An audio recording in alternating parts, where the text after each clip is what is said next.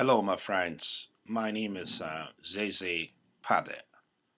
I am the executive director here at the Christian Vision Broadcasting Network, an internet radio network based here in Philadelphia, Pennsylvania.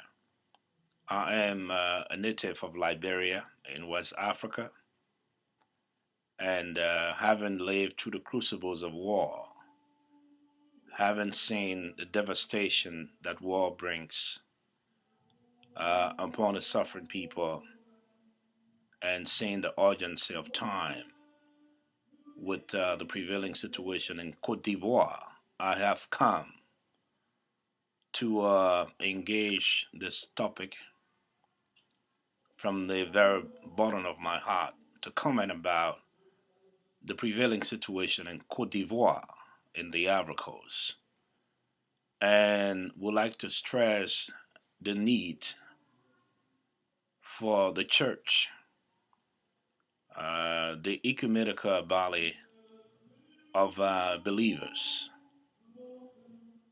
and not only the church, but also make this call upon the international community through the framework of the United Nations to see reason to use their good offices in bringing about a smooth transition to the crisis in Cote d'Ivoire. The political dialogue in that West African nation needs everyone's attention. As a member of a responsible society that seeks justice and democracy for all, I am under the obligation to express grave concern about the current prevailing situation in that West African nation. And reports coming out of Cote d'Ivoire speak of thousands of refugees, women, children, the poor, the oppressed, and the marginalized, as well as innocent people fleeing the conflict into neighboring Liberia. As head of the Saving Paradise chapter of a student movement at Drew University, a group that has a desire to seek justice and fair play, to see a transformative world, an affiliate of the Methodist Federation for Social Action. I sit here in two capacities.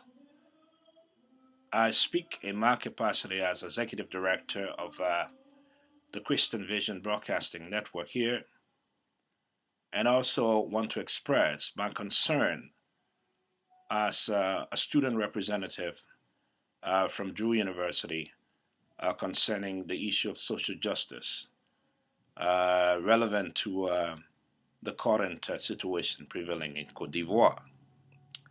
I am troubled about the current political maneuvering that is taking place in that West African country, and cannot overemphasize, cannot, and I say that on the line, cannot overemphasize the urgency of time and the need for the international community to exert every effort possible to bring about a smooth transition in Cote d'Ivoire, and the need for the incumbent Laurent Gbagbo to realize that the interests of the people of Cote d'Ivoire and the sub-region is at stake. Instability in Cote d'Ivoire means instability in Liberia that is just reeling from nearly 14 years of civil conflict. Instability in Cote d'Ivoire means instability in Sierra Leone. Instability in Cote d'Ivoire means instability in Guinea which is also a neighbor. We cannot, in any way possible, afford to have another conflict in Cote d'Ivoire, which is indeed considered an economic power in the region, along with Nigeria. So I wish to use this opportunity as I sit here today in Philadelphia in my office to call upon the international community on the one hand, the United Nations using all of its efforts in exerting pressure on Laurent Gbagbo to see the need to step aside to bring about a smooth transition so that Mr. Hassan Ouattara, who is indeed the proclaimed winner of the just and the elections, can take on the responsibility of running the state, of healing the wounds, of restoring stability to that powerhouse in West Africa. The second call I wish to make is on the church universal, to see the need to add pressure on the regime in Cote d'Ivoire. I wish to call upon the African Council of Churches in particular to do everything possible in bringing about an amicable resolution to the conflict in Cote d'Ivoire. We cannot, and we will not afford another Rwanda.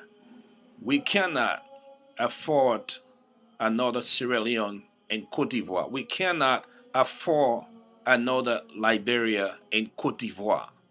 The urgency of time calls upon us as people of faith to take on this challenge and the responsibility to bring about a transformative transition in Cote d'Ivoire without bloodshed. And that call is what I make today. I sit here, I've lived through the crucibles of war, and I've seen the side effects of war, and I know what it means to live in exile. So I wish to, on behalf of the Christian Vision Broadcasting Network, as its executive director, make this call today, and that those in authority, especially in Cote d'Ivoire, can see reason to prevail and to realize that the nation of Cote d'Ivoire and the sub-region, peace and stability is at stake, and the urgency of time requires that we as a people, as a community, stand up and speak truth to power.